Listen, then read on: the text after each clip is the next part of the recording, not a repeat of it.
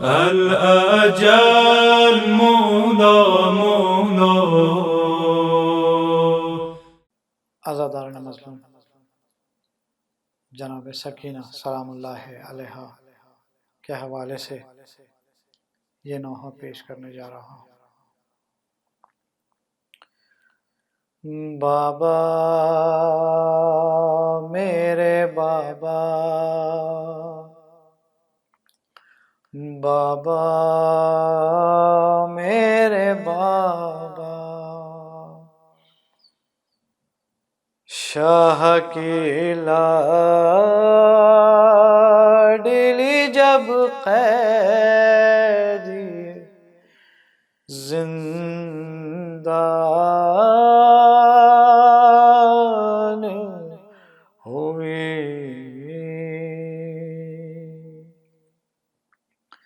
रोई घबराई बहुत और परेशान हुए। कैद खाने की घुटन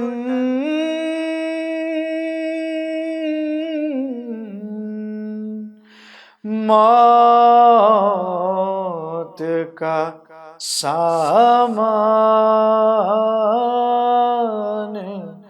हुए। जाने लगता था के मासूम की बेजान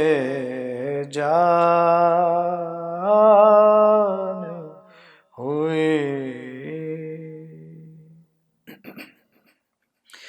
लाश शबीर की मक़तल में तड़प जाती थी, कैद खाने से जो बची की सदा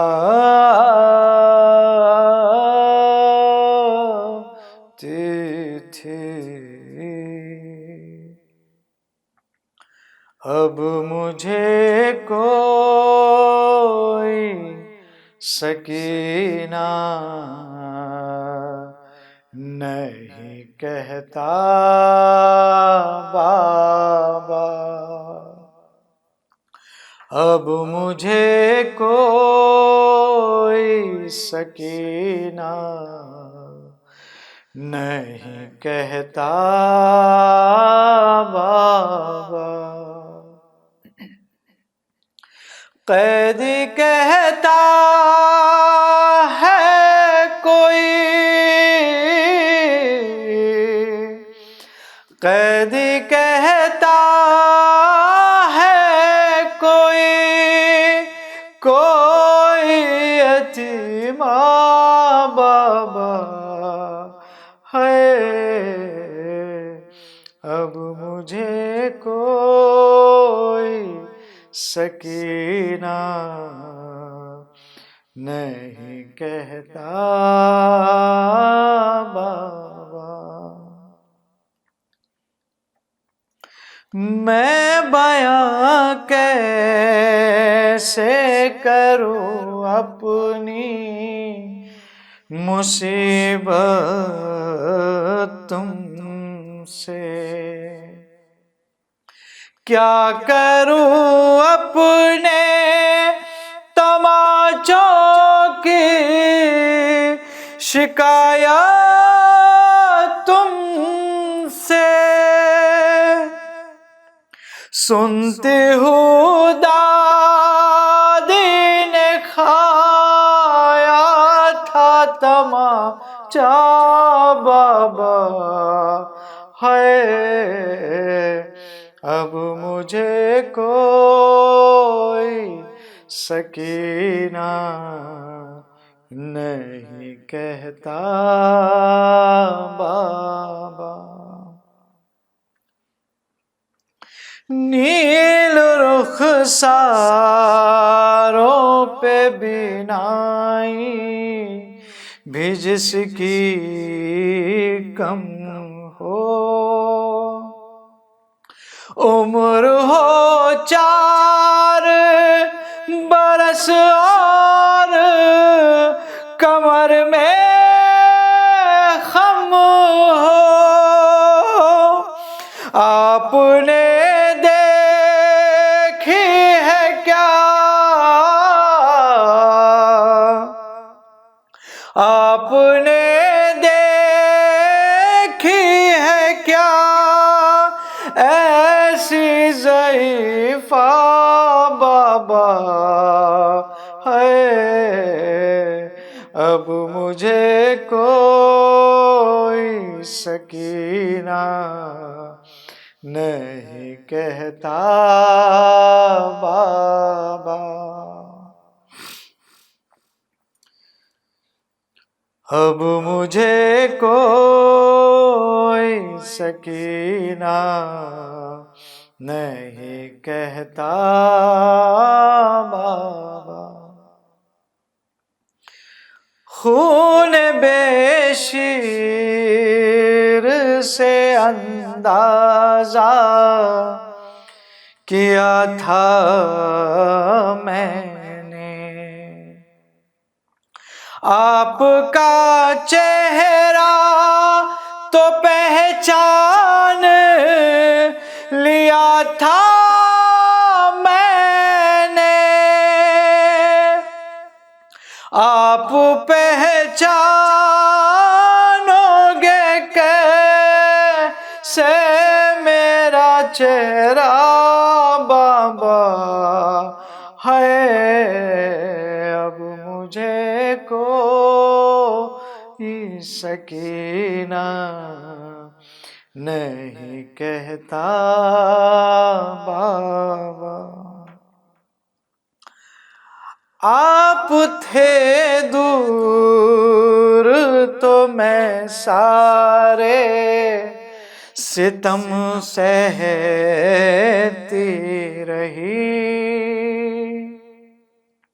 रो पड़ी कूफे के दरबार में मैं सह ना सकी, आपके सामने जब है, आपके सामने जब शिमर ने मारा बाबा है। अब मुझे कोई सकीना नहीं कहता बाबा, अब मुझे कोई सकीना नहीं कहता बाबा।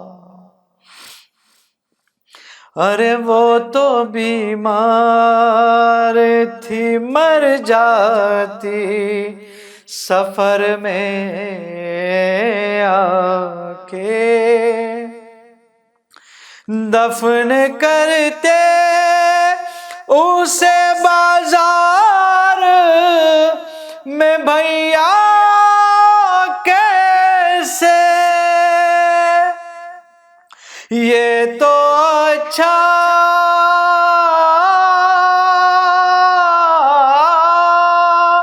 ये तो अच्छा हुआ आई नहीं सुगरा बाबा है, सुगरा बाबा। अब मुझे कोई सकीना नहीं कहता बाबा।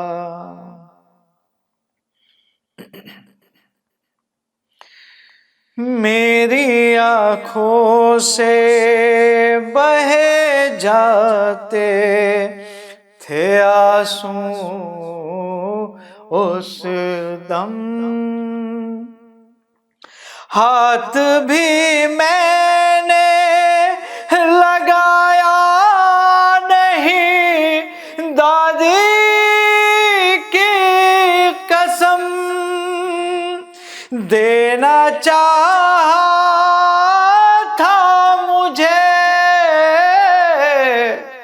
देना चाहा था मुझे, लोगों ने सदका बाबा है। अब मुझे कोई सकीना नहीं कहता बाबा। उस घड़ी ढूंढ रही थी मैं चचा जान का सर। कैसे बतलाऊं कि क्या गुजरी तेरी बेटी पर। मुझको जालिम ने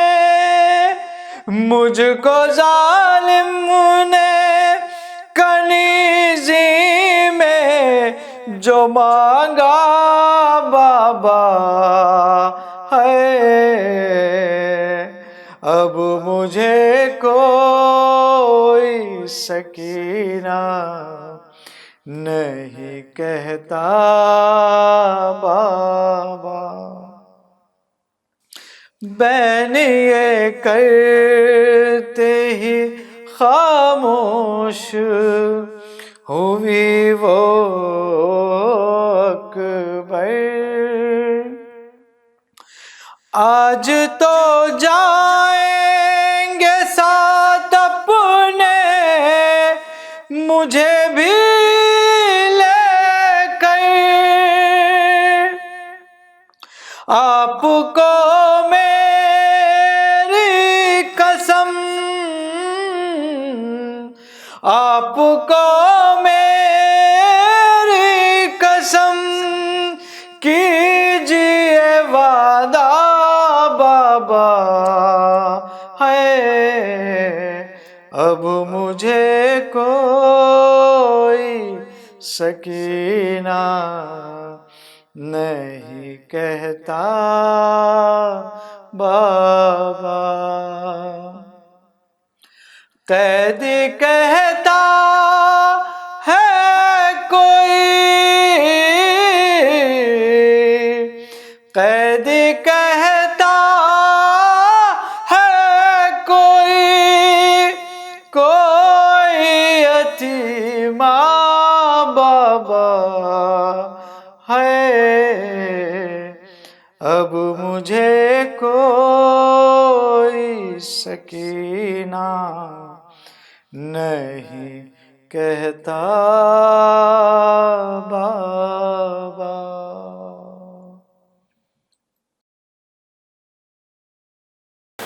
औज़ु बिल्लाहिस समीइल अलीम मिनश शैतानिर रजीम। बिस्मिल्लाहिर्रहमानिर्रहीम। अल्हम्दुलिल्लाहिल मारूफ मिन गैरि रुयत वल खालिक मिन गैरि मनसबत। खलक़ल खलाइक़ बिक़ुदरते वस्तअबदल अरबाब बिइज़्ज़ते वसादल उज़मा बिजूदे।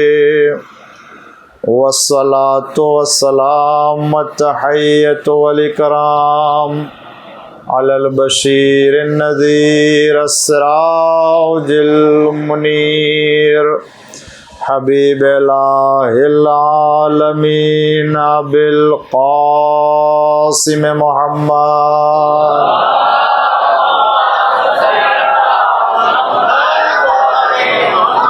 वअला आलिहि तय्यबीन ताहिरीन अल-मासूमीन अल-मज़लूमीन अल-मुंतखबीन अल-मुंतजबीन अल-मुकर्रमीन अल-मुत्तक़ीन अस-सादिक़ीन अल-गुर्रिल मयामीन अल्लज़ीना अज़हबल्लाहु अन्हुमुर रिज्सा व तहरहुम तत्हीरा।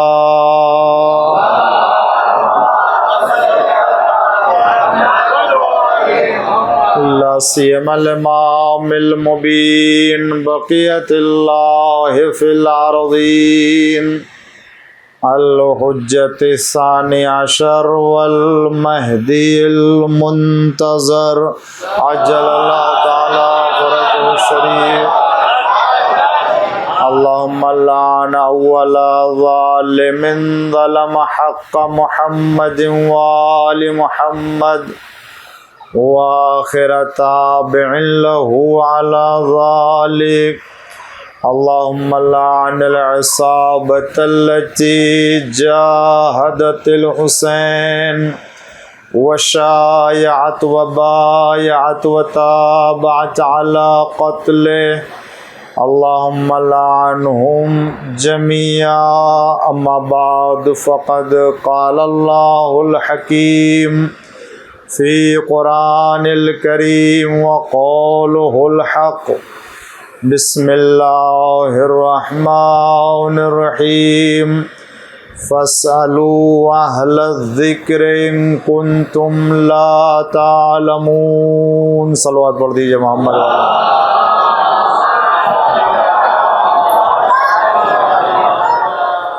वही आय करीमा जो सूरह नहल की मुसलसल आपके सामने तिलावत हो रही है,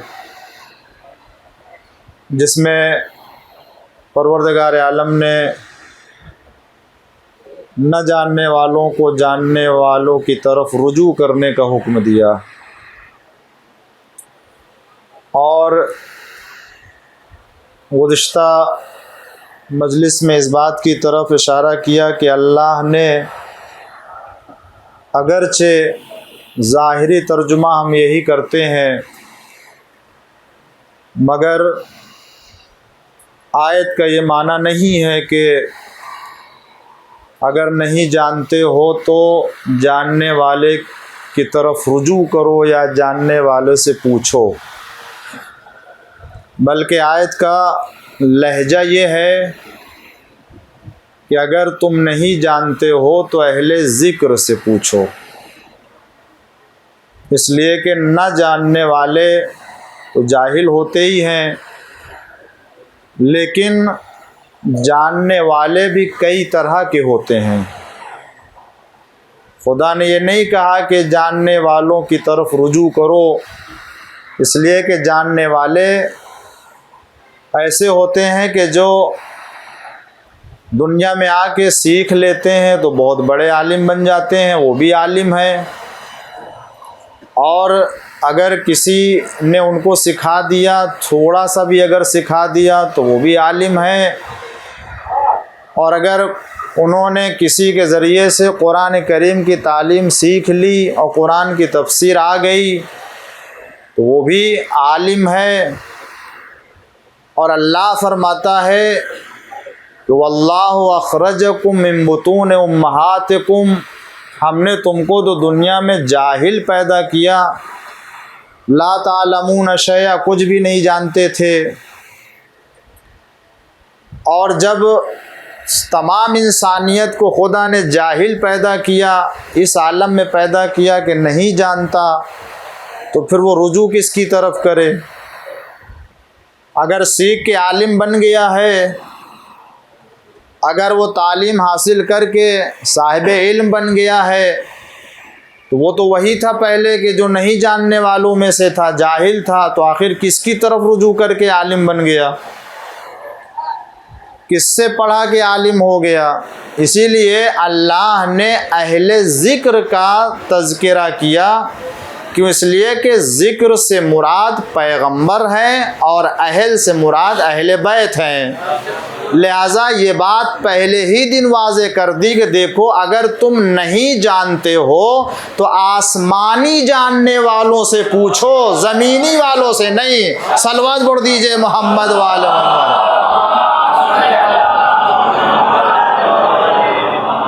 एक और सलवात पढ़ दीजिए आप लोग।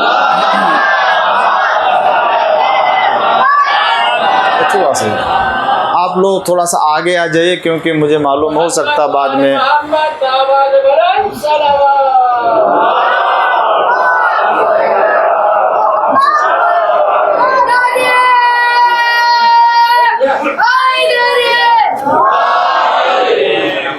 तो परवरदिगार आलम ने अहले ज़िक्र का तज़किरा किया कि अहले ज़िक्र से पूछो, वो तुमको बताएंगे।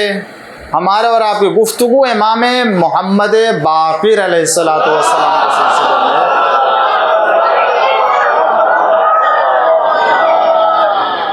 कि आपने देखा कि पाक व पाकीज़ा ज़िंदगी, बाबरकत ज़िंदगी, सआदतमंद ज़िंदगी, आपका वजूद मुबारक इस्लाम के मारिफ और इस्लाम के हक़ाइक़ को फैलाने के लिए, नश्र करने के लिए खुदावंद आलम ने कितना अज़ीम इमाम हमारे लिए करार दिया, कितना अज़ीमुश्शान इमाम करार दिया कि खुदावंद आलम ने किसी उम्मत को ये शरफ़ नहीं अता किया जो शरफ़ इस उम्मत को अता किया है। आप हर चीज़ देख लीजिए, खुदा ने अगर किताब दी तो भी वो आला किस्म की कि जो क़यामत तक बाकी रहने वाली है। इसके पहले जितनी उम्मतों को किताबें मिली हैं वो सिर्फ़ उसी ज़माने तक या चंद ज़माने के लिए, और उसके बाद जो है वो ख़त्म हो गई। जो नबी आए वो भी नबी चले गया, शरीयत आई वो शरीयत ख़त्म हो गई, जो दीन लेके आए वो दीन ख़त्म हो गया। उनके भी जानशीन हुए, वो भी चले गए दुनिया से। मगर अल्लाह ने हमें जो किताब दी वो क़यामत तक के लिए दी, जो शरीयत दी वो क़यामत तक के लिए दी, जो नबी दिए वो क़यामत तक के लिए नबी दिए, जो नबी के वारिस और खलीफा जानशीन दिए वो भी क़यामत तक के लिए दिए हैं। तो वहाँ हमारी एक ज़िम्मेदारी और बढ़ जाती है, क्योंकि मैं आपको हमारा मिजाज मालूम है जो कि मैं यहाँ, तो जब अल्लाह ने इतनी नेमतें इस उम्मत को दी है तो क्या ये हो सकता है कि आप अपने बेटे के लिए किसी अच्छे स्कूल और अच्छे ट्यूशन का इंतज़ाम करें, बेहतरीन टीचर, बेहतरीन रूम का इंतज़ाम करें, बेहतरीन किताब, बेहतरीन स्कूल, बेहतरीन कॉलेज, सब कुछ, हर तरह की फैसिलिटीज़, और उसके बाद वो इम्तिहान दे, और इम्तिहान देने के बाद मामूली नंबर से पास तो हो गया, नंबर लेके आया, मगर एक सी मामूली नंबर से, तो बताइए बाप का दिल खुश होगा? बेटा अगर ऐसी पास होना था तो फिर इतने पैसा खर्चे करने की क्या ज़रूरत थी? एक क्लास के टीचर और बेहतरीन किस्म के जो वो ट्यूशन और बेहतरीन जो फैसिलिटीज़, सब कुछ अच्छे कॉलेज में, अच्छे स्कूल में।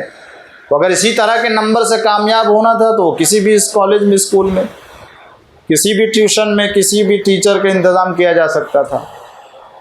जब हम अपने बच्चे की तालीम के लिए इतनी उम्दा चीज़ों को फराहम करने के बाद उससे तवक्को ये रखते हैं कि वो बेहतरीन नंबरों से कामयाब हो, तमाम लोगों में सबसे उम्दा नंबर लेकर के आए, तो जिस खुदा ने इस आखिरी उम्मत को बेहतरीन दीन दिया, बेहतरीन नबी दिए, बेहतरीन शरीयत दी, बेहतरीन इमाम दिए, वो भी चाहता है ये मेरा बंदा मकाम अमल इताअत में सबसे आगे नजर आए।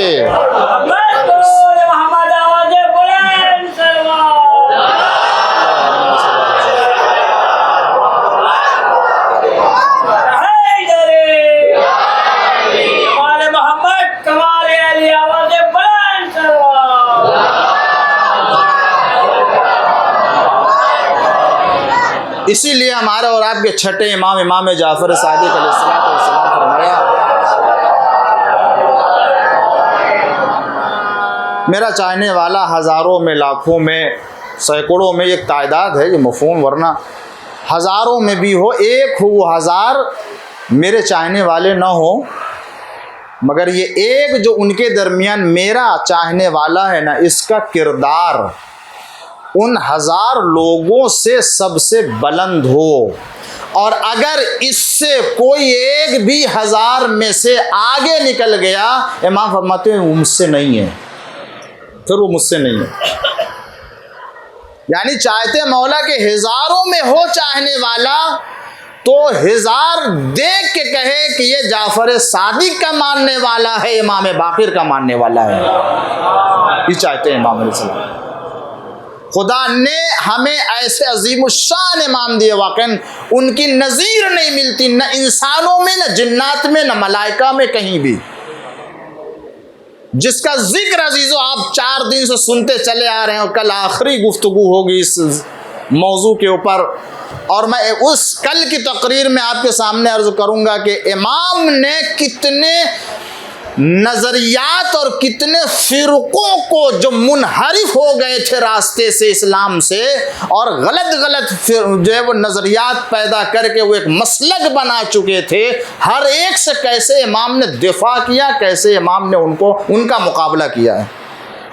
आज की गुफ्तगू तो इमाम अलैहिस्सलातु वस्सलाम की उसी इल्मी कमालात और इल्मी कारनामों में ही, और इमाम के फ़ज़ाइल और इमाम के ही मनाक़िब में गुफ्तगू होगी कि खुदावंद आलम ने इमाम मासूम जैसा हादी और रहबर अता किया कि वाक़ई इसकी मिसाल और नज़ीर कहीं भी नहीं मिलती, और किसी भी कमाल में, किसी भी सिफत में, न इल्म में, न ज़ुहद में, न तक़वा में, न इबादत में, न सखावत में, न शुजाअत में, न जिहाद में, न शराफत में, न फजीलत में, किसी भी मैदान में कोई भी मासूम इमाम से उस ज़माने में आगे नहीं निकल सका है। और ये वो इमाम के जो रसूल का वारिस है। कौन रसूल? सैयदुल अव्वलीन वल आखिरीन। तो जब सैयदुल अव्वलीन वल आखिरीन का वारिस है तो वो कैसा होगा? वो भी तमाम अंबिया से, तमाम रसूलों से अफजल होगा। जब अंबिया को अल्लाह ने कमालात दिए तो जो नबी आया तमाम अंबिया का सरदार बन के, उसके अंदर भी वो कमाल होगा। जो उसका वारिस होगा तो वो भी उसी तरह का होगा। ऐसा तो नहीं हो सकता है कि कोई अपनी जगह पर जो है वो एक बेहतरीन जो है वो प्रोफेसर अपनी जगह छोड़ के जाए और किसी एक मामूली टीचर को वहाँ रख के चला जाए। ये तो नहीं हो सकता है। लिहाजा पैगम्बर इस्लाम अगर तमाम अंबिया के वारिस रहे हैं और हैं, तो अगर वो अपनी जगह किसी को छोड़ के जाते हैं तो वो भी तमाम अंबिया के कमालात रखता होगा। इसीलिए अबू बसीर इमाम मोहम्मद बाक़िर अलैहिस्सलाम की खिदमत में आए।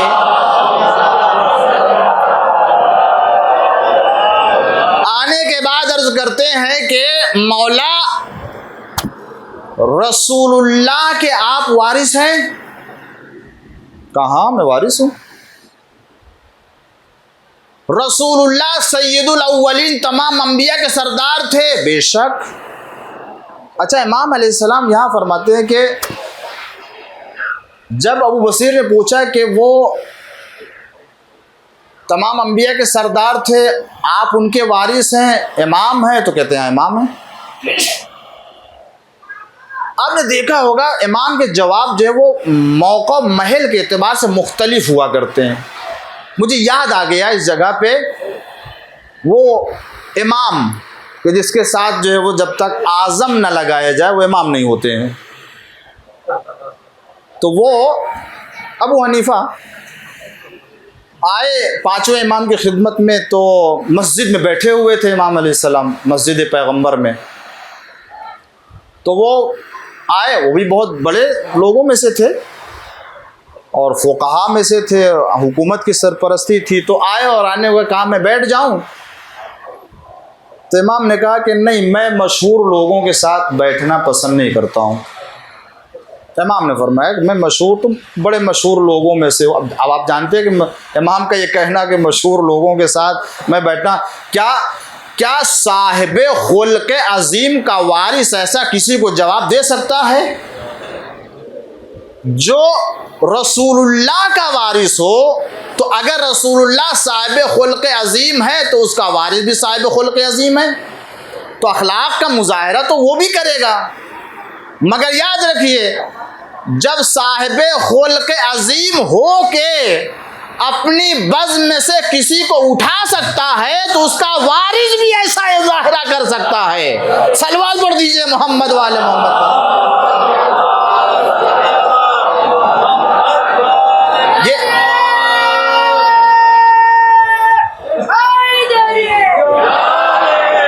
ये जहन में ना आने पाए कि मौला ने ये कैसे उसको बैठने देना चाहिए, तो कैसा भी हो बैठ जाने देना चाहिए। तो ये सारी बातें जो वो कहीं और होती हैं। इमाम का एक्शन है, इमाम के हरकत, सकनात, कौल, फेल, हुज्जत। तो मौला ने फरमाया कि मैं मशहूर लोगों के साथ जो है वो नहीं बैठना पसंद करता हूँ। लगा बहरहाल वो बैठ गए। जब बैठ गए तो पूछने लगे कि आप इमाम हैं?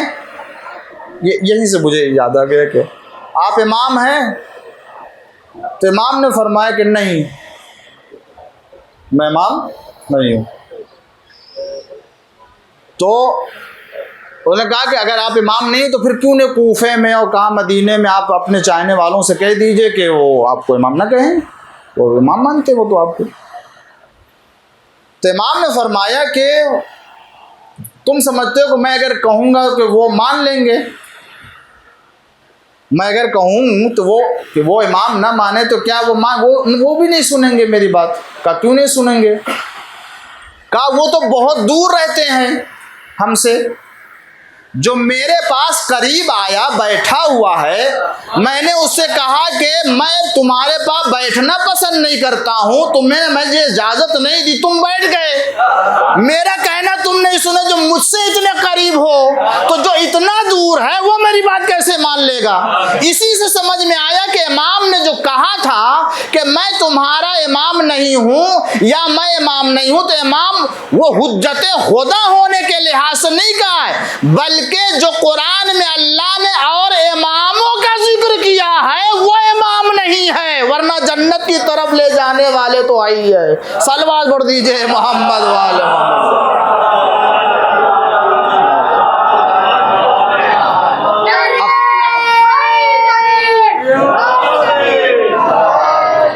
अब वो अबू बसीर ने कहा कि मौला आप वारिस पैगंबर हैं और पैगंबर तमाम अंबिया के वारिस हैं। कहाँ तमाम अंबिया के वारिस हैं? तो कहा जिस तरीके से, अच्छा अबू बसीर वो हैं कि जो नाबीना थे, हाँ, उनको दिखाई नहीं देता था, और यही वो हैं जो मस्जिद कूफा में खड़े थे, इमाम के हमरा, पांचों इमाम के हमरा चल रहे थे, तो सब लोग आ रहे थे जा रहे थे, तो इमाम ने कहा कि ज़रा देखो तो फला साहबी जो आपका मानने वाला था, कि देखो सबसे पूछो जो लोग आ रहे हैं कि तुमने क्या इमाम बाक़िर को देखा है तुमने? तो जितने भी आ रहे थे अबू बसीर पूछ रहे थे, तो कहते हैं नहीं हमको तो नहीं मालूम। साथ में, हाँ, अबू बसीर के साथ में इमाम पूछ रहे थे कि बताओ देखा है? तो कहता नहीं मैंने तो नहीं देखा है। एक नाबीना उधर से दूसरा आ रहा था, उसने पूछा, उससे कहा इनसे भी पूछो। इमाम ने फरमाया, तो नाबीना था। तो कहने लगे कि क्या तुमने देखा है? तो क्या तुम्हारे साथ खड़े नहीं है क्या इमाम बाक़िर अलैहिस्सलाम? का कैसे पहचाना? का खुशबू मैंने पहचान ली, नूर है वो, इतना हुज्जत खुदा का नूर होता है कि हर अंधा देख सकता है उसे। तो ये अंधे थे, मगर जब इमाम के पास आए तो कहने लगे अच्छा मौला, जब आप उनके वारिस हैं और रसूलुल्लाह तमाम अंबिया के वारिस थे, तो जो कमालात तमाम अंबिया को अता किए गए थे वो तमाम कमालात रसूलुल्लाह को भी अता किया गया। कहाँ? वो तमाम कमालात रसूलुल्लाह को भी अता किए। तो इसका मतलब है कि वो अगर अंधे को शिफा देते थे, अगर नाबीना को बीना करते थे, अगर मरीजों को शिफा देते थे, अगर ऐबदार को बेऐब बना देते थे, तो फिर इसका मतलब है कि वो भी और जो उनका वारिस है वो भी यही कर सकता है। तो जाहिर सी बात है नाबीना थे, तो आप समझ रहे होंगे कि हो सकता है, चाह रहे हैं कि तो इमाम ने दस्त मुबारक से अबू बसीर के आँख के ऊपर ऐसे फेरा, जैसे ही आँख के ऊपर हाथ फेरा अबू बसीर की आंखों में बीनाई आ गई और वो सबको देखने लगे।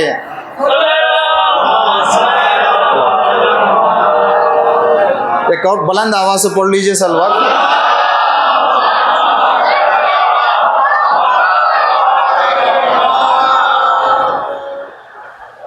तो अबू बसीर की आंखों में रोशनी आ गई, बीनाई आ गई। अब वो सब कुछ देखने लगे, और जब सब कुछ देखने लगे तो एक मर्तबा इमाम ने फरमाया कि अबू बसीर, तुम चाहे तो इसी तरह से रहो या पहले वाले की तरह, जैसे पहले आंख थी तुम्हारी उस तरह हो जाओ।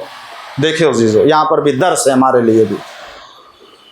इसी तरह से कौन नहीं पसंद करेगा। आज जाके आँख खुलाते हैं भाई हम लोग, इसीलिए ताकि रोशनी आ जाए, जाके मौला के पास दुआ करते हैं मौला सेहत दे दें, तो कौन नहीं चाहेगा मौला। मगर एक जुमला फरमाया मौला ने, कहा अबू बसीर अगर तुम चाहे तो इसी तरह से कि आँख में तुम्हारी बीनाई रहे, तो याद रखो तुम्हें खुदा जन्नत में जब भेजेगा तो आम लोगों की तरह से सख्त हिसाब व किताब लेगा कि तुमने इस आँख को कहाँ इस्तेमाल किया और कहाँ नहीं किया।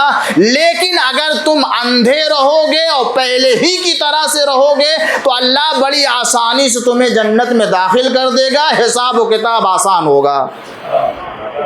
तो अब वो सिर्फ फ़ौरन कह रहे या फर्जंद पैगंबर, मैं तो चाहूँगा कि आसानी से जन्नत चला जाऊँ, लिहाजा आप मुझे पहले ही की तरह से पलटा दीजिए।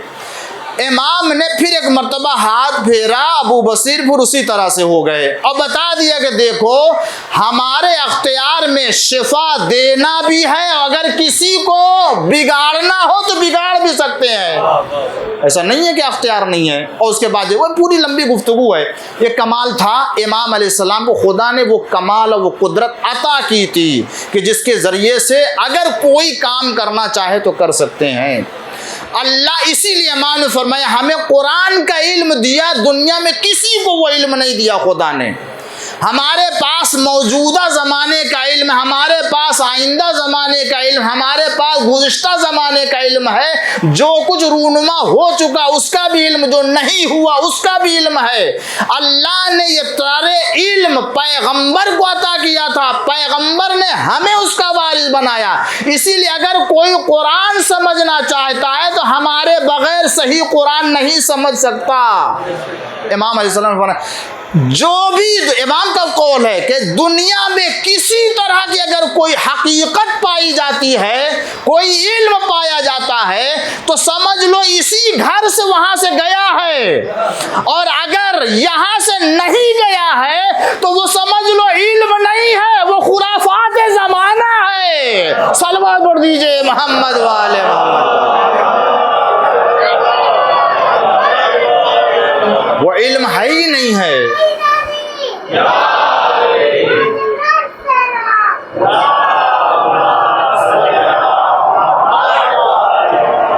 इसीलिए बैठा हुआ था रावी एक मर्तबा इमाम से पूछने लगा कि आपको खुदावंद आलम ने कुरान करीम का इल्म दिया, अता फरमाया, तो इमाम ने गजब जुमला फरमाया। और अज़ीज़ों हमारा अक़ीदा सारे तमाम सिवाय हुज़ूर अकरम सल्लल्लाहु अलैहि वसल्लम के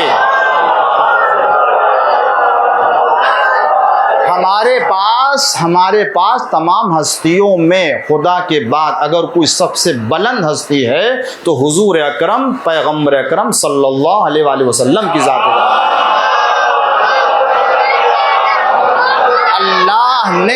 अल्लाह ने अपना फैज़, कोई भी नेमत, कोई भी रहमत, कोई भी फजल, कोई भी लुत्फ़, कोई निगाह करम अगर किसी के ऊपर करना चाहता है तो सबसे पहले अल्लाह ज़ात पैगंबर को उसका मरकज़ बनाता है। फिर उसके बाद वहाँ से किसी को खुदा का फैज़ पहुँचता है। ये खुदा वंद आलम ने हज़रत को ये अज़मत दी है, ये मंजिलत अता की है। उसके बाद अइम्मे ताहिरीन अलैहिमुस्सलातु वस्सलाम, लिहाजा इमाम मासूमीन अलैहिमुस्सलाम रसूलुल्लाह के अलावा दीगर तमाम अंबिया से और औसिया से अफजल करार पाए। इसीलिए इमाम ने फरमाया कि देखो तुम ये पूछना चाहते हो कि मैं अंबिया से अफजल हूँ, औसिया से अफजल हूँ। इमाम ने फरमाया तुम्हें मालूम है कुरान करीम में खिज़्र का वाक़या और मूसा का वाक़या कहाँ? का मूसा ने एक बात पूछी थी जनाब खिज़्र से, जनाब खिज़्र जवाब नहीं दे सके। जनाब खिज़्र ने मूसा से पूछा तो मूसा जवाब नहीं दे सके।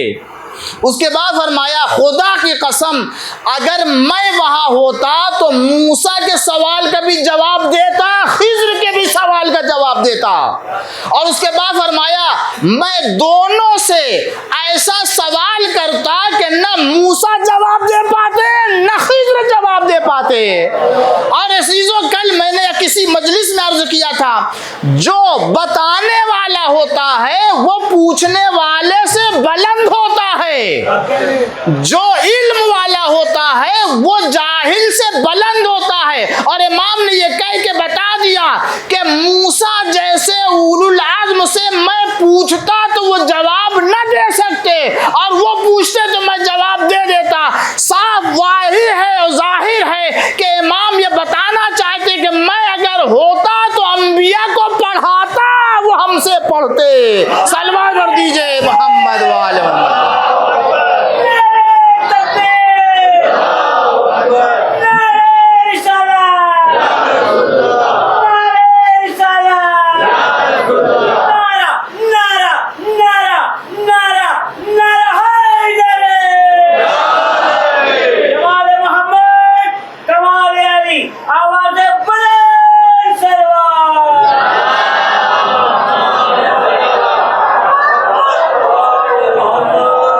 जो कमाल, जो मोजिज़ा, जो करामत, जो कुदरत, जो कुव्वत अल्लाह ने मासूमीन अलैहिस्सलाम को अता की, किसी को अता नहीं की है। किसी इमाम की पहचान ही यही है। अल्हम्दुलिल्लाह हमें अहले बैत की मारफत है, इमाम की शनाख्त है, हमें कोई बहका नहीं सकता है, किसी और तरफ या किसी और इमाम की तरफ ले नहीं जा सकता। ये मजलिसें, ये बयानात, ये महफिलें, ये जश्न जो हमारे आए, ये इसका फैज़ है कि हमारा कौम का बच्चा जो होता है वो अकीदे के एतबार से इतना मुस्तहकम होता है कि उसके दिल में कोई शुबहा डाल नहीं सकता है, मासूम इमाम के एतबार से।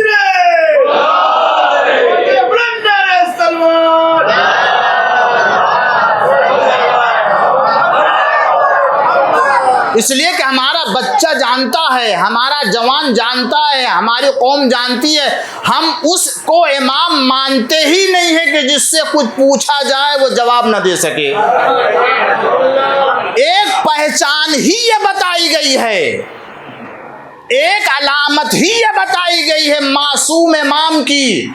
कैसे जाने कि ये मासूम इमाम है, कैसे पहचाने की हुज्जत खुदा है। एक अलामत ये बताई गई कि अगर उससे किसी बात के बारे में पूछा जाए तो उसका जवाब दे, और अगर न पूछा जाए, साइल बैठा रहे अपने दिल में लिए हुए, तो इमाम दिल की बातों को भी बता दे तुम क्या पूछना चाहते हो।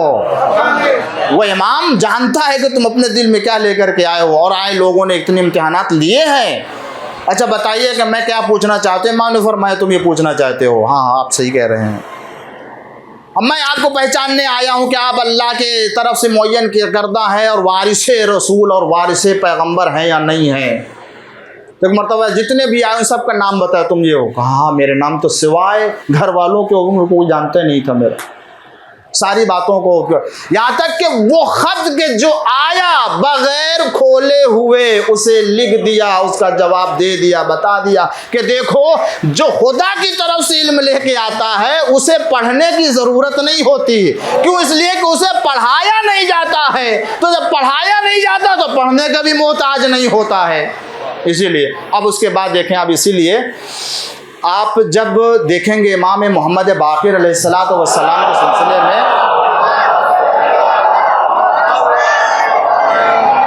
अब मैं अजीब मेरे साथ वक्त होता है कि टाइम से मतलब शुरू होती है तो ख़त्म करने का टाइम मुझे मालूम हो जाता है,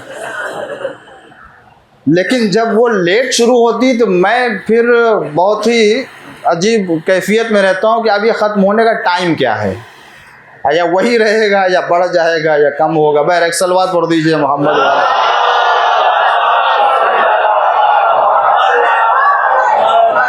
इमाम ने बताया कि देखो, और देखो कल की मजलिस में अर्ज़ करूंगा कि इमाम के जो इल्मी कारनामे, आज मैं कुछ और भी लेके आया था, दो बातें इमाम अलैहिस्सलाम ने, दो कारनामे ऐसे अपनी ज़िंदगी में अंजाम दिए हैं जो वाक़ईन आप इसे एक इनकलाब कह सकते हैं। और है सबसे पहला काम ये कि आपने शिया मकतब फ़िक्र के एतबार से, अजीज़ों सुन लीजिए, इसलिए कि इस तरह की बातें मैंने भी ये खुदा तौफीक दे इन बच्चों को, हमारे नौजवानों को, के खमसा रखा तो मौजू मुअय्यन कर दिया, और ये अच्छी बात है, कर दिया करें ताकि बात करने वाले को भी आसानी होती है और फिर उसके बाद उससे मुतालिक बातें भी आती हैं तो मालूमात में भी इजाफ़ा होता है। तो ये अच्छी बात है। तो मैंने भी कई किताबें मैंने देखी हैं, तब ये 4-5 दिन से इमाम के बारे में पढ़ रहा हूँ आपके सामने। तो उसमें मैंने देखा वाक़ईन इमाम अलैहिस्सलाम ने अपने दौर में बाकायदा तौर से मकतब तशय्यो को मुरत्तब किया है और तरतीब दिया है कि इसके पहले शिया, मैं आम शिया की बात कर रहा हूँ, जैसे इस दौर में या इसके पहले आम शिया की बात कर रहा हूँ, कि इमाम से पहले आम शिया मजहब के अहकाम से नावाकिफ थे और वो सिवाय नमाज जमात, नमाज मैयत और निकाह के अलावा कोई चीज़ फ़िक़्ह की उनके दरमियान आम नहीं थी। ये पांचवें इमाम से पहले, पांचवें इमाम ने बाकायदा तौर से, क्यों ऐसा नहीं था, अब जाहिर से बात, अब मैं ये सब जाऊंगा अगर तारीख़ में तो बात लंबी होगी, इसलिए कि आप देखें कि जैसी वफ़ात पैगंबर के बाद मुसलमानों के बिगड़ने के 25 साल हुए, तो उसमें क्या हुआ, सबसे पहला जो कारनामा अंजाम दिया गया और सबसे पहली जो बड़ी गलती की गई गस्ब खिलाफत के बाद, वो क्या, वो रसूलुल्लाह की तमाम हदीसों को बयान करने लिखने पर पाबंदी लगा दी गई।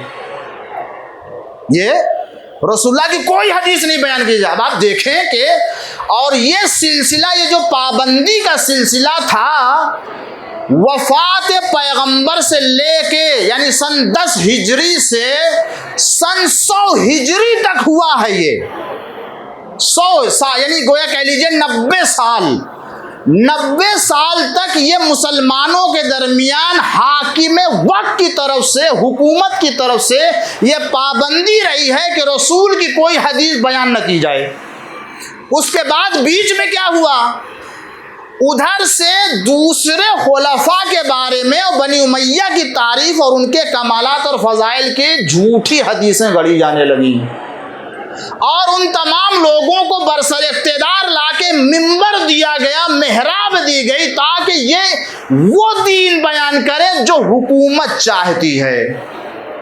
इसीलिए आप देखें अबू हुरैरा जैसे और दीगर जितने उबी बिन काब जैसे और जितने जो है ये सब जो पैदा हुए हैं, ये उसी बाजार का सौदा है, किसी और जगह का नहीं है। उसके बाद जब वो एक सिलसिला चलता रहा, बहरहाल ये एक लंबी दास्तान है। तो 100 साल तक गोया 90 साल तक ये पाबंदी रही। तो आप बताइए, जब पैगंबर की हदीसों को बयान करने पर पाबंदी थी तो कौन अहले बैत के बारे में बयान करता, कौन फ़िक़्ह अहले बैत के बारे में लोगों के दरमियान लेके आता, कौन शिया नमाज, कौन शिया फ़िक़्ह को बयान, लिहाजा कुछ नहीं बयान किया गया। और जितने भी उलमा थे बनी उमैया के राय और उनके नज़रियात के राइज करने वाले, उन्होंने अपनी ही फ़िक़्ह को आगे बढ़ाया था। हर मुसलमान के दरमियान हर मसलक में बनी उमैया और बनी अब्बास, उसके बाद जो लोग आए बनी उमैया ही की फ़िक़्ह आगे बढ़ी और हर जगह वही रहा, और फिर ये सारे मुसल्ले जो है वो वजूद में आए हैं। तो इस तरह से इमाम अलैहिस्सलाम का जब दौर आया है तो इमाम ने सबसे पहला जो काम किया वो ये कि शिया फ़िक़्ह को आपने आगे बढ़ाया और इस मैदान में आपने शागिर्दों की तरबियत की, और इस तरह से शिया मकतब फ़िक्र और अहले बैत के राय के मुताबिक फ़िक़्ह को आगे बढ़ने का मौका मिला। तब जाके लोगों को हज के मनासिक मालूम हुए, हज कैसे किया जाता है, वरना शिया लोगों को अपने हज के मनासिक नहीं मालूम थे। इमाम अलैहिस्सलाम ने अपने दौर में सबसे पहला जो काम किया वो ये कि जो फ़िक़्ह नहीं थी और दूसरे कौम की फ़िक़्ह राइज थी उसे हटा के अहले बैत के फ़िक़्ह को आगे बढ़ाया, और इस तरह से एक इल्मी इनकलाब बर्पा किया कि जिसमें आपको कामयाबी मिली और आपने इतने शागिर्दों को तरबियत करके आगे बढ़ाया। ये काम था। और उसके बाद दूसरा जो काम था इमाम अलैहिस्सलाम का वो ये कि दीगर तमाम जो मुख्तलिफ मकातिब फ़िक्र के लोग पैदा हुए थे उनसे मुनाजरा करना, उनको जो है वो जवाब देना। अब आप देखेंगे कितने, कल मैं आप अर्ज़ करूँगा कितने तरह के गलत मसलक पैदा हो चुके थे और अपना दीन बनाए हुए थे। इमाम अलैहिस्सलाम ने उन सबसे गुफ्तगू की और उनको काने किया, जो काने होने वाले थे हुए, जो नहीं होने वाले थे वो नहीं हुए।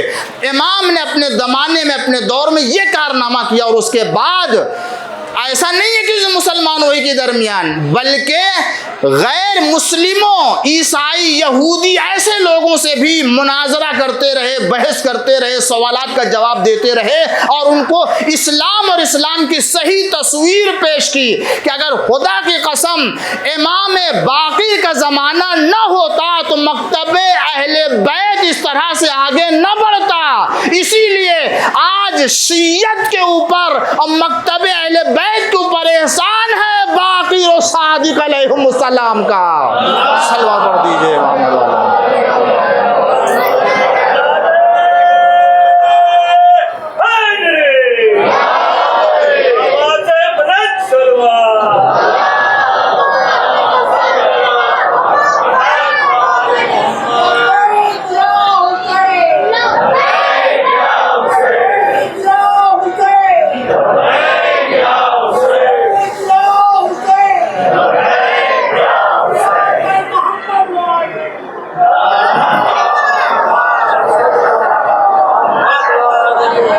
बस एक आखिरी बात अर्ज़ करूँ और उसके बाद जो वो इमाम अलैहिस्सलाम आए, वहाँ जब खाने काबा का तवाफ़ कर रहे थे तो हिशाम बिन अब्दुल मलिक मलऊन, खुदा लानत करे, कि जो बनी उमैया का तकरीबन आखिरी जो है वो जब दोनों छठे इमाम भी और पाँचवें इमाम भी थे वहाँ पर, तो इमाम ने अपने कमालात बयान किए। खुदा ने हमको रसूल के वजूद से शरफ बख्शा है, अल्लाह ने हमें मखसूस किया, जो कमालात जो अता किए वो किसी को नहीं दिया। तो ये उसको बड़ा बुरा लगा, वो तो वहाँ तो कुछ नहीं बोला।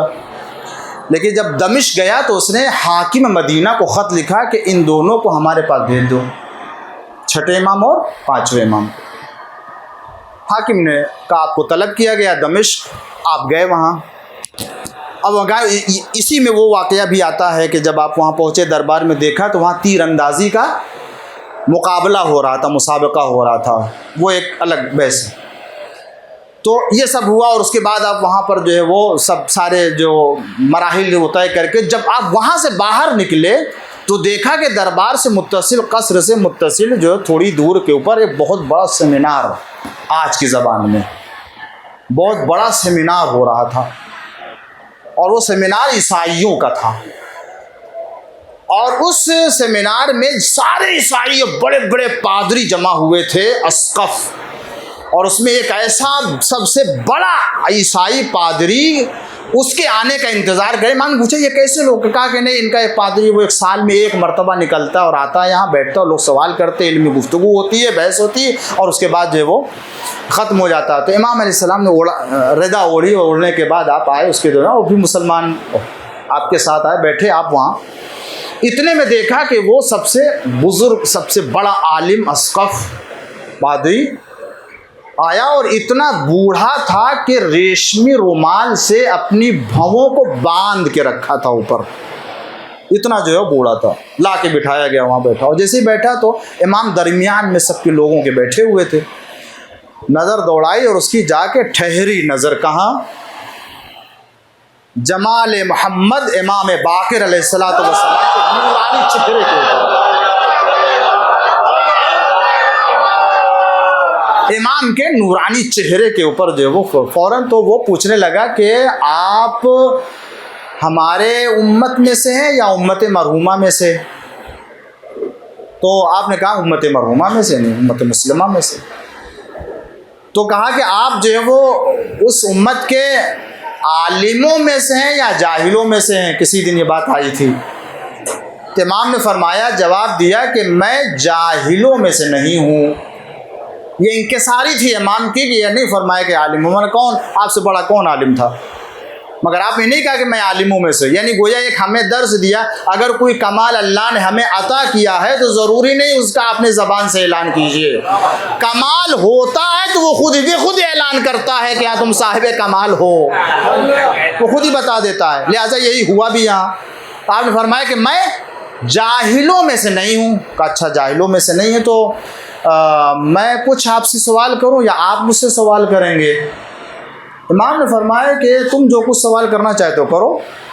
अच्छा, तो पहले तो इसी जवाब के ऊपर वो चकरा गया कि ये मैं कह रहा हूँ आलिमों में से जाहिलों से, इन दोनों से हट के एक ऐसा जवाब दिया कि जो वो समझ गया कि थोड़ा सा। तो कहा अच्छा मैं सवाल करता हूँ। सबसे पहला उसने सवाल किया कि आप मुसलमान कहते हैं जन्नत में लोग जाएंगे और जन्नत की नेमतें खाएंगे, जन्नत के तमाम जो परवरदिगार आलम जो भी आता है वो सब कुछ खाए, मगर वहाँ किसी तरह का कोई बौल बराज नहीं है और वहाँ हाजत नहीं होगी किसी तरह की। तो इसकी कोई मिसाल दुनिया में है? अगर है तो आप हमको बताइए। इमाम ने फ़ौरन जवाब दिया, इस दुनिया में कई मिसालें, उनमें से एक मिसाल है जब इंसान अपने माँ के शिकम में होता है तो खाता भी है पीता भी है, मगर न उसे पेशाब की ज़रूरत पड़ती है न किसी ज़रूरत की पड़ती है। तो मतलब कहा हाँ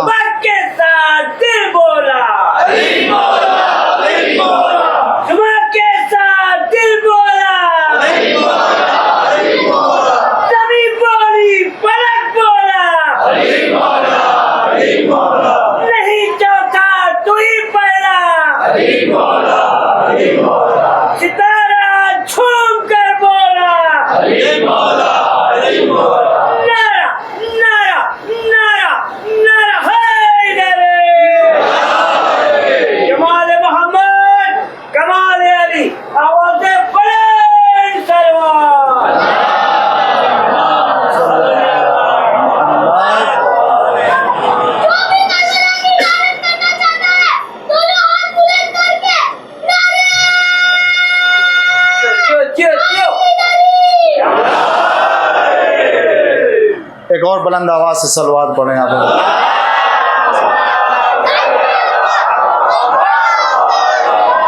अब जब पहला जवाब इमाम ने उसे दिया तो वो उठ के बैठ गया थोड़ा सा, जो है वो ज़रा के ना कोई मामूली आदमी नहीं है। उसने कहा अच्छा आपने तो अभी कहा था कि मैं आलिमों में से नहीं हूँ। इमाम ने फरमाया मैंने थोड़ी ये कहा था कि आलिमों में से नहीं हूँ, मैंने कहा जाहिलों में से नहीं हूँ। उसे इमाम का जवाब भी याद नहीं रहा कि इमाम ने कहा क्या है। उसके बाद क्या जब मैं दूसरा सवाल करता हूँ, कहा कीजिए कौन सा दूसरा सवाल? कहने लगा कि ये बताइए कि आप कहते हैं जन्नत की नेमतें तमाम नहीं होंगी, ख़त्म नहीं होंगी, तरोताज़ा रहेंगी, हमेशा रहेंगी और कभी ख़त्म नहीं होने वाली। दुनिया में कोई मिसाल इसकी पाई जाती है? मौला ने फरमाया हाँ, उसकी बहुत सी मिसालें हैं। एक मिसाल तो ये है एक शमा से 1000 शमा जलाए मगर पहले वाले की शमा की रोशनी उसी तरीके से रहती है, न कम होती है न घटती है, उसी तरीके से। और बाज किताब में मैंने जो पढ़ चुकी कई किताबें देखी तो मुझे बाज जगह ये जवाब मिला कि इमाम ने फरमाया दुनिया में खुद ये ज़मीन मिट्टी है कि देखे मिट्टी से इस्तेफादा करता इस्तेमाल करता है, न ख़त्म होती है न पुरानी होती है, तरोताज़ा उसी तरह से रहती है। और उसके बाद अब वो कह ले अभी तो आपने कहा था मैं आलिम में से नहीं हूँ, कहा मैंने ये थोड़ी कहा कि देखिए मैंने तो कहा था जाहिलों में से नहीं हूँ। उसके बाद कहा जब मैं एक और सवाल करता हूँ आप मुझे मालूम है कि जवाब नहीं दे सकें, कहा जो कुछ पूछना है पूछो। उसके बाद जब एक और सवाल किया कहने लगा कि ये बताइए कि वो कौन सा वक्त है कि जो न दुनिया के वक्त में आता है ना दुनिया के न रात के दिन में वक्त में आता है न दिन के वक्त में आता है, वैसा वक्त लम्हा है जो न रात न दिन किसी में हिसाब ही नहीं होता है, वो कौन सा वक्त?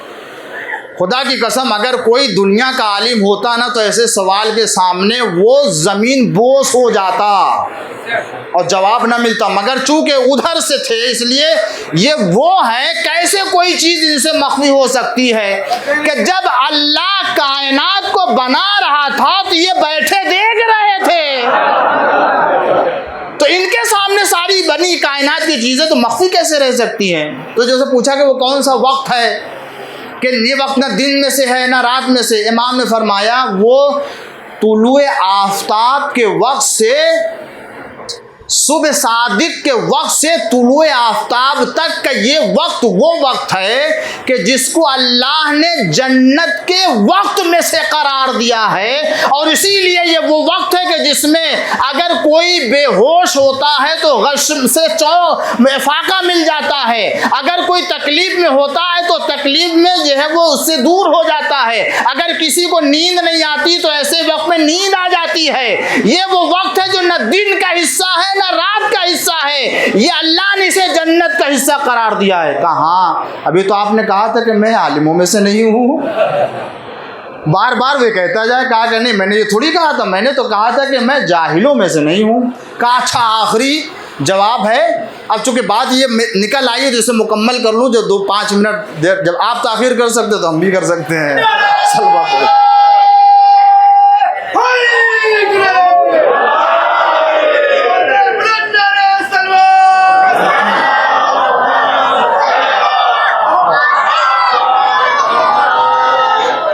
उसने कसम खाई, कहा कि अब मैं कसम खा रहा हूँ खुदा की कसम के अब मैं जो पूछूंगा उसका जवाब आप दे ही नहीं सकते हैं।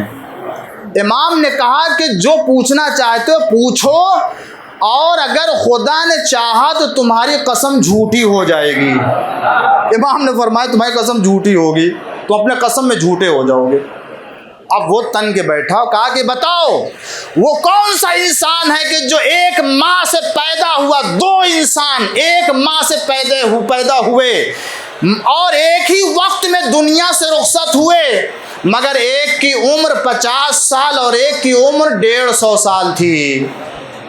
जाहिर सी बात है ये सवाल किसी के सामने, एक माँ से पैदा हुआ एक दिन में दुनिया से गया, एक की उम्र 50 साल दूसरे की 150 साल, उसके गुमान में था कि इसका जवाब नहीं दे सकते। इमाम ने फौरन में कैसे हो सकता है इमाम जवाब ना दे सके। इमाम ने फरमाया वो जनाब उज़ैर हैं और उनके भाई उज़ैरा, ये वो लोग हैं जो नबी खुदा थे, अल्लाह के नबी थे। एक करिए से गुजर रहे थे, एक देहात को देखा कि वो सारे मकानात गिरे पड़े हुए थे, लोग उसके अंदर दबे हुए थे, मरे हुए थे, तो उनको लगा कि ये कैसे जिंदा करे। अल्लाह ताला की बारगाह में अर्ज किया उन्होंने कि खुदाया तो मुर्दों को कैसे जिंदा करेगा। तो खुदा वंदे आलम ने उनको उसी वक्त मौत दे दी और वो उस वक्त 25 साल के थे, 25 साल के थे। और ये जब वहां पहुंचे तो अल्लाह ने उनको मौत दे दी 100 साल तक। वो 100 साल तक सोते रहे, कुरान में ये वाकया है। अल्लाह ने उनको 100 साल के लिए मौत दे दी और उसके बाद जिंदा किया। जब जिंदा किया तो जो उनके साथ सामान था, गधा उनकी सवारी थी, खाने में अंगूर और शायद वो अनार उनकी ग़िज़ा थी। ये भी कुदरत कामिला देखिए परवरदिगार आलम का। गधा सड़ के हड्डी गोश्त सब गल गया था, मगर अल्लाह ने अनार को, अंगूर को बाकी रखा 100 साल तक, और ये करके बता दिया कि देखो जिसके कब्जे कुदरत में इख्तियार हो कि गधा जो कई दिनों तक, महीनों तक रह सकता है, उसे तो बोसीदा कर दिया, और जो ग़िज़ा दिनों तक रह सकती है उसको 100 साल तक बाकी रखा। लिहाजा खबरदार, जब मैं ग़िज़ा में ये करिश्मा पैदा कर सकता हूँ तो अगर आखिरी ज़माने में आखिरी हुज्जत को पर्दे गैब में रखूँ और ज़ुहूर करे 40 साल का लगे तो ताज्जुब न करना।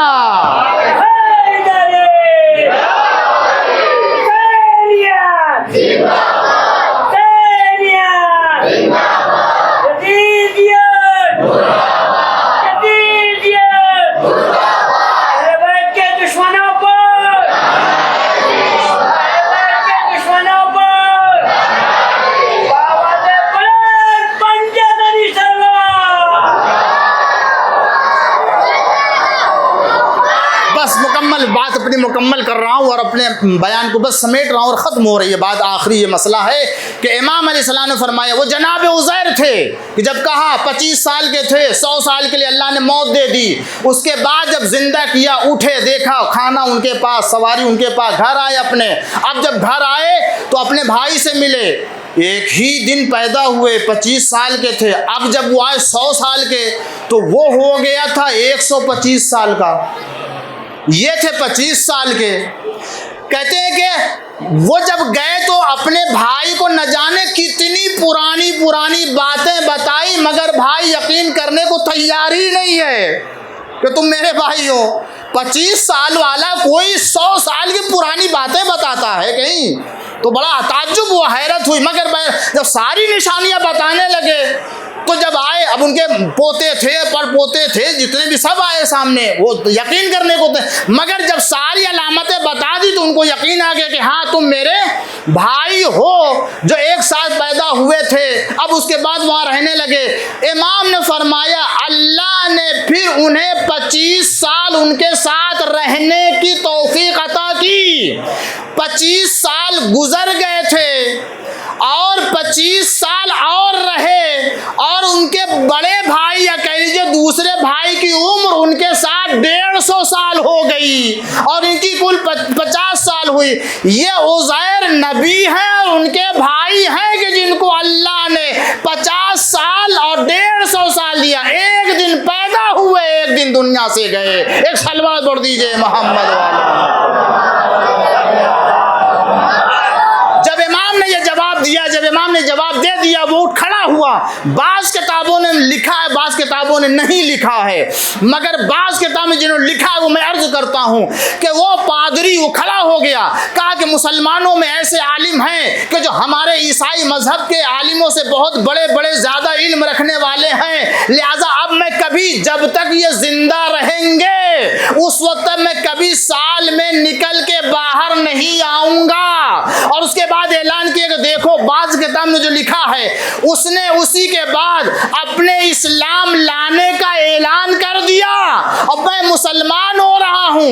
ये बड़ा ईसाई था, पादरी था, अपने इस्लाम लाने का ऐलान कर दिया। ए अजीजों, ये वही खानदान है कि जब ईसाई मिल के आए थे अहले बैत से मुबाहला करने के लिए, तो उस वक्त इन तमाम ईसाइयों ने अपनी हार का इकरार किया था।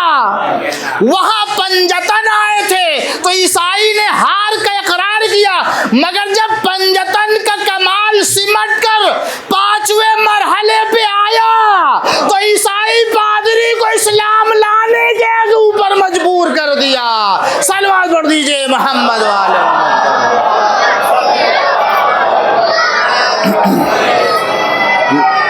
लिहाजा न कोई आले मोहम्मद से मुकाबला कर सकता है, न कोई आले मोहम्मद की बराबरी कर सकता है।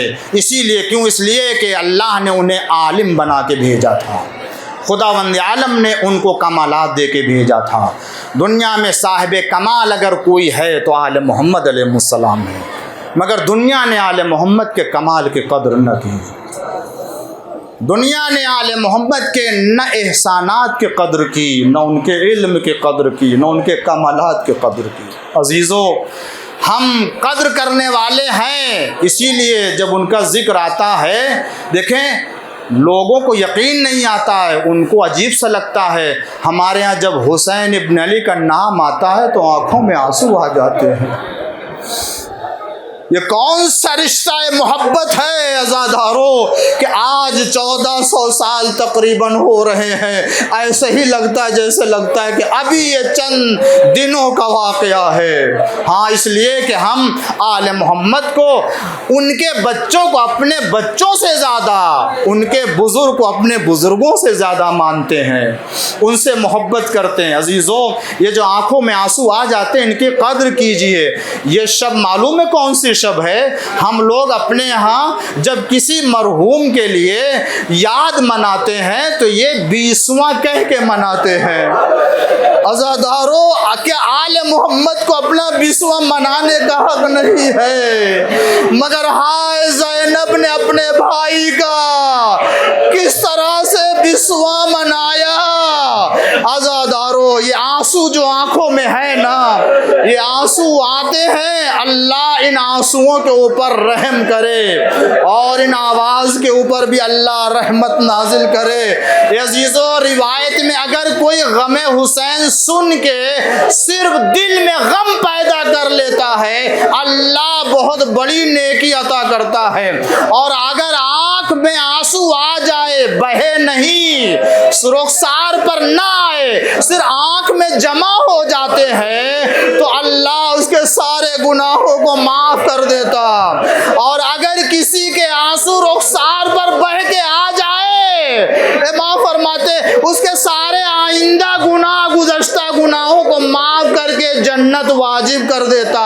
ए अज़ादारों, हम इस अज्र के लिए नहीं रो रहे हैं, मैं तो सैयदा की तमन्ना, हम उनकी आरज़ू हैं। आपने आरज़ू की मेरे लाल पर कौन मातम करेगा? सैयदा आइए, ये लाल के ऊपर मातम करने वाले हैं। हाँ अज़ादारों, आप बिल्कुल रोने के लिए आमादा हैं। कौन सा ज़माना अज़ादारों, ये वो वक्त है कि जब अहले हरम शाम वारिद हुए हैं। तो मालूम है अज़ादारों, इसके पहले मैं अपने उस इमाम सज्जाद अलैहिस्सलाम के 4 फ़क़रे अभी बाकी हैं। मैंने किसी मजलिस में वो 3 मुसीबतें बयान की थी। सैयद सज्जाद ने कहा, मेरे ऊपर असीरी में, इब्तिदाई असीरी से लेकर इंतहाई असीरी तक 7 ऐसी मुसीबतें गुजरी कि इसके पहले कहीं भी नहीं गुजरी है। शाम में ऐसी मुसीबत गुजरी है, पहली हमें तलवारों से, नेज़ों से चारों तरफ से घेर के रखा गया था और नेज़े चिब हो रहे थे। उसके बाद फरमाया, औरतें छतों पर बैठ के आग बरसा रही थी, पानी फेंक रही थी और हमारे सर जल जा रहे थे। उसके बाद आपने फरमाया कि इन सरों को जो नेज़े पर बुलंद थे वो सैदानियों के सामने रखे गए थे। ज़ैनब अपने भाई के सर को देख रही है, उम्मे कुलसूम अब्बास के सर को देख रही, सकीना अली अकबर के सर को देख रही है, कासिम के सर को ऊपर नजर जाती है। अरे कोई इनके दिल से पूछे। उसके बाद सैयद सज्जाद फरमाते हैं, चौथी मुसीबत ये है कि हम सबको एक रस्सी में बांधा गया। अरे हम सबको एक रस्सी में बांधा गया। अज़ादारों, जानते मसाइब में आपने सुना होगा कि किसी का गला बंधा, किसी के बाजू बंधे। अरे सब तो बराबर के नहीं, इसीलिए रिवायत में जब कोई बच्चे का गला घुटता था, ए चाचा, अरे आप झुक जाए, मेरा गला कटा जा रहा है। एक रस्सन में बांधा गया था। और इमाम फरमाते हैं, इसी आलम में हमें बाजार शाम में घुमाया गया और ऐलान किया गया था, इस्लाम में नहीं है। उसके बाद आप फरमाते हैं कि पांचवी मुसीबत ये है कि मुझे असीर करके शाम में यहूदी और नसरानी के महलों से गुजारा गया। अरे वो यहूदी जब मुझे देखते थे तो वो भी उन्हीं की तरह से तमाशा देखते थे। उसके बाद फरमाते हैं पांचवी मुसीबत ये है अज़ादारों, आप जानते हैं कि जब शाह ज़नान ईरान से कैद होके मदीना आई थी तो मौलाए कायनात ने खलीफा दोम से कहा था खबरदार, रसूलुल्लाह ने फरमाया है कि बादशाहों की बेटियों को बेचा नहीं जाता। मौला फरमाते हैं मेरे ऊपर शाम में ये मुसीबत गुजरी कि हम सबको गुलाम कनी फरोशों के बाजार में ले जाया गया ताकि हमें बेच डाले, मगर खुदा ने ये ना होने दिया। उसके बाद आखिरी मुसीबत आप अर्ज करते हैं वो ये है हमें ऐसे जिंदान में रखा गया जहां दिन में धूप रात की हो। इसीलिए तो जनाब उम्मे बस अजीजों मसाइब खत्म कर रहा एक जुमला, जनाब ज़ैनब को जब खड़ा किया गया लाके दरबार से पहले, जब दरवाजे साथ के ऊपर लाके खड़ा किया गया, बड़ी देर तक रास्ते को तय करना पड़ा, मगर इंतजार भी बहुत देर तक करना पड़ा। जब शहजादी ने पूछा कि आखिर क्या वजह है तो किसी ने कहा अभी बाजार सजाए जा रहे हैं, अभी दरबार आरास्ता किया जा रहा है। हाय कोई ज़ैनब के दिल से पूछे, ना महरमों के मजमे में शहजादी आज जा रही। अरे जिसे कूफे में मदीने में रसूलुल्लाह के रोज़े पर जाना होता था तो चराग गुल कर दिए जाते थे।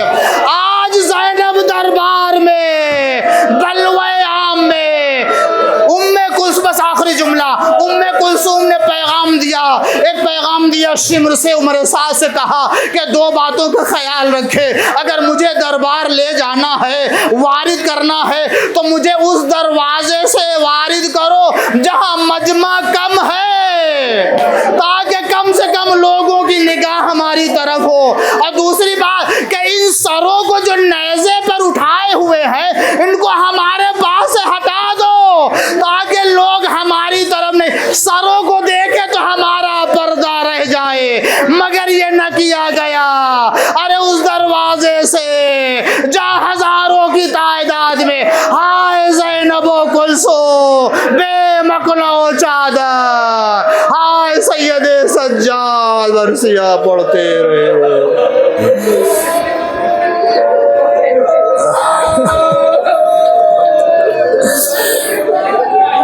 अल्लाहुम्मा सल्लि अला मुहम्मद व आल मुहम्मद वअज्जिल फरजहुम